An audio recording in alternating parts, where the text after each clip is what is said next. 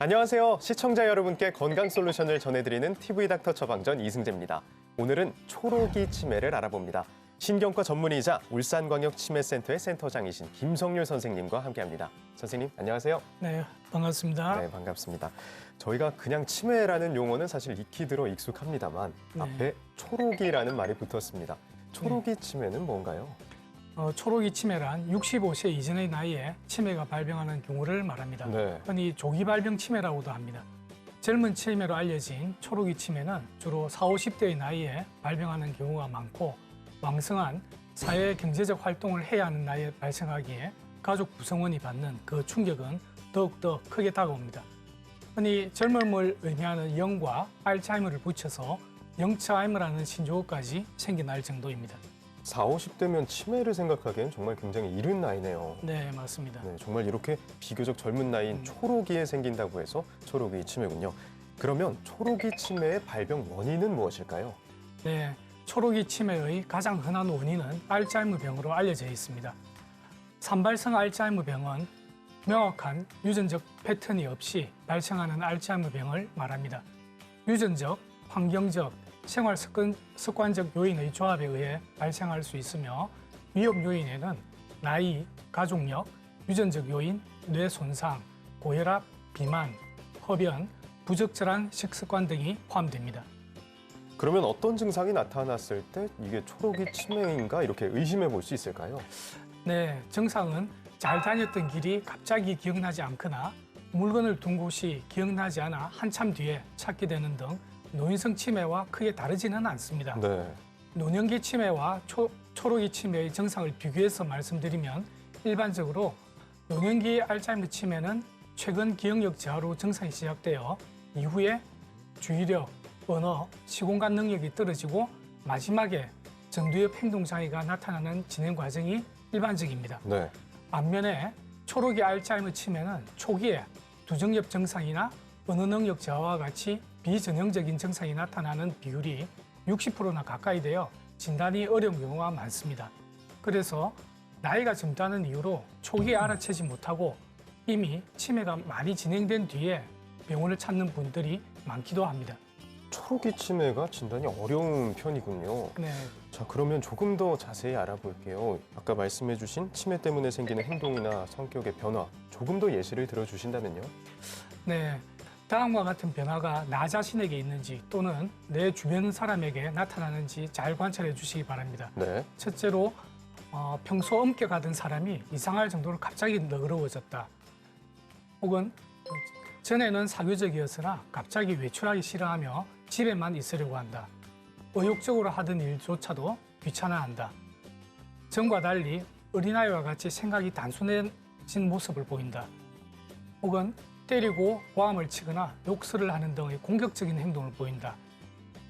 누군가 자기 자신의 물건을 훔쳐갔다고 의심하고 남이 나를 해치려 한다는 등의 망상을 보인다. 집안을 왔다 갔다 하면서 옷을 입었다 벗었다 하는 등 반복적인 행동을 보인다. 사실 이렇게 말씀드리면 모두 내게 해당되는 건데라고 생각이 드실 수도 있습니다. 하지만 한두 번에 그치는 것이 아니라 말씀드린 행동이 지속적으로 나타나는지 잘 관찰해 주셔야 되겠습니다. 초록이 치매와 관련된 사연이 도착했습니다. 선생님께서 사연 들어주시고요. 그에 맞는 처방 내려주시면 됩니다. 네. 네, 사연 들려드릴게요. 안녕하세요. 저희 이모를 대신해 사연을 보냅니다. 올해 51살이신 저희 이모가 초록이 치매 진단을 받고는 많이 울적하신 것 같아요. 동네에서 제법 알아주는 마당발이셨던 저희 이모인데 일주일 중에 쉬시는 날이 없었습니다. 운동에 봉사활동에 다양한 사교 모임까지 할 정도로 무척 외향적이셨어요. 그런데 진단을 받은 이후 밖에 나가는 게 두렵다고 하시더라고요. 저희 가족도 괜히 불안한 마음에 이모가 집에만 계셨으면 좋겠다라는 생각을 했다가도 평소처럼 야외 활동을 하시는 게 더 낫나 싶기도 하고 참 고민이 많습니다. 선생님, 어떻게 해야 할까요? 라고 사연을 보내주셨습니다. 초록이 치매 환자의 사회활동 어떻게 해야 될까요? 정말 무조건 피할 수만은 없을 것 같아요. 네, 초록이 치매 환자의 경우 일반적으로 왕성한 사회 활동을 해야 하는 나이에 발생을 합니다. 그런데 이 질병으로 인해 많은 위축과 좌절을 경험하게 됩니다. 환자 개개인의 생활 환경이나 치매의 진행된 정도 등의 상황을 고려해야 하지만 일반적으로 고립되지 않고 사회와 소통할 수 있는 기회를 제공하여 일상생활과 사회관계를 유지하는 것이 중요합니다. 이러한 활동은 인지기능 저하 속도를 느리게 하고 환자의 심리적, 정서적, 사회적 안정을 돕는 데 도움이 됩니다. 개개인이 적응할 수 있는 수준의 활동을 찾아내는 것도 중요합니다. 예를 들어서 친구들과 식사나 커피를 마시고 가족과 함께 여행을 간다든지 미술, 음악 등의 취미 활동, 쇼핑, 요리, 청소 등의 일상생활 관련된 활동 등이 있습니다. 네, 개개인에게 맞는 활동을 찾아서 하는 게 중요하겠네요. 네, 많은 치매 환자의 가족들이 참 걱정하시는 게 사실 치매라는 사실을 어떻게 알려드려야 되나, 이거 어떻게 얘기해야 될까 참 고민이 많이 될 것 같아요. 어떻게 전달하고 무엇을 좀 알려줘야 될까요? 네, 누군가에게 치매 진단에 대해 알리는 일은 매우 중요한 일이기 때문에 환자에 대한 존중을 가지고 조심스럽게 진행되어야 합니다. 네. 또한 사람마다 반응이 다르기 때문에 환자 한 명 한 명의 상황을 신중하게 고려해야 될 것 같습니다. 일반적으로 환자가 치매 진단을 위해 검사를 받는다는 사실을 인지하고 있다면 결과를 알고 싶은지 결정을 할 수 있습니다. 진단에 대해 이야기할 때 조용한 장소에서 환자에게 직접 천천히 말을 하는 것이 좋습니다. 한 번에 하나의 메시지만 전달하고 환자가 정보를 이해하고 궁금한 부분에 대해 질문할 수 있도록 환자에게 충분히 시간을 줍니다. 네, 치매가 의학적 질병이라는 것을 확실하게 알려드리고 또 무엇보다 환자의 마음을 헤아려서 환자의 처지에서 생각하고 얘기하는 게 중요하겠네요. 네. 알겠습니다. 초록이 치매를 예방하기 위한 중앙치매센터의 권고사항이 있다고요? 네, 바로 3권 3금 3행입니다. 3권 3금 3행. 네. 먼저 3권은요, 권장한다는 것입니다. 일주일에 3번 이상 걷기, 생선과 채소 등을 많이 먹기, 부지런히 읽고 쓰기를 권한다는 뜻이고, 3금은 금해달라는 것이죠. 술은 적게 마시고 담배는 피지 않고 머리 다치는 것을 조심하는 것. 마지막으로 3행은 행동, 실천하는 것을 말합니다. 정기적으로 건강검진을 받는다든지 가족과 친구들과 자주 소통하고 매년 치매에 대해서 조기 검진을 받는 것이 좋습니다.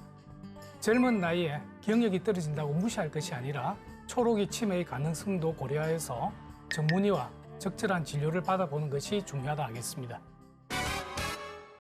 이번 코너는 OX 퀴즈로 긴가민가 알쏭달쏭한 건강 속설을 올바르게 알아보는 시간입니다. 선생님, 문제 내주시죠. 네, 문제 드리겠습니다. 치매 환자는 장기요양 서비스를 받을 수 있다. 치매 환자를 간병하면서 힘들어하시는 분들을 정말 많이 봤거든요. 그래서 네. 국가와 사회가 나서서 보호해주면 좋을 것 같다는 생각이 듭니다. 그래서 답 O로 해볼게요. 네, 맞습니다. 정답은 O입니다. 아, 그러면 장기 요양 서비스에 도움을 좀 받을 수 있겠네요. 네, 맞습니다. 고령이거나 치매, 뇌혈관 질환, 파킨슨병 등의 노인성 질환으로 다른 사람의 도움 없이는 일상생활이 어려운 어르신에게 장기요양 등급에 따라 신체활동 및 일상생활 수행 지원 등의 장기요양 서비스를 제공합니다. 2018년 1월 1일부터 시행된 인지지원 등급을 통해 치매 환자라면 누구나 장기요양 서비스를 이용하실 수 있습니다. 노인 장기요양 등급 심사는 신체 기능, 인지 기능, 행동 변화, 간호처치, 재활 등 52개 항목의 조사 결과를 입력하여 장기요양 인정 점수를 산정합니다. 그런 후에 등급 판정위원회 회의를 거쳐 등급이 결정됩니다. 장기요양급여는 시설급여, 재가급여, 특별 현금급여로 제공되며 이 중 한 가지씩만 이용이 가능하고 장기요양 등급과 이용 등급에 따라 본인 부담 금액은 달라집니다. 이러한 서비스 이용은 국민건강보험공단 지역별 지사에서 신청하실 수 있습니다. 치매 환자라면 장기 요양 서비스를 이용할 수 있다는 사실 꼭 기억해 주시기 바랍니다. 다음 문제 주시죠. 네, 다음 문제입니다. 치매 환자는 장애인 등록이 가능하다. 아, 치매가 질병인 것은 이제 명확한데요. 이게 장애라고 할 수 있는지는 잘 모르겠습니다. 그래서 일단은 X 해볼게요. 네, 맞습니다. 정답은 X입니다. 아, X군요. 네. 그런데 좀 자세한 설명이 필요할 것 같아요. 네, 장애인에 해당되지는 않습니다. 네. 다만 혈관성 치매 환자의 경우 뇌졸중으로 인한 신체 장애의 연관성이 명확하다면 뇌병변 장애인으로 등록이 가능합니다. 먼저 전문의로부터 장애 진단을 받고 주소지 관할 읍면동 행정복지센터에 장애인 등록 신청을 하시면 되겠습니다. 네.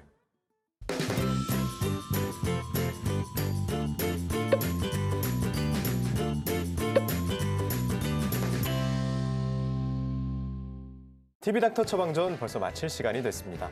선생님 한 말씀 부탁드립니다. 치매는 부끄러운 병이 아니라 관심을 가지고 돌보아야 하는 질환입니다. 우리 가족의 건강을 위해 그리고 치매 예방을 위해 지금 바로 가족에게 전화를 해보는 건 어떨까요?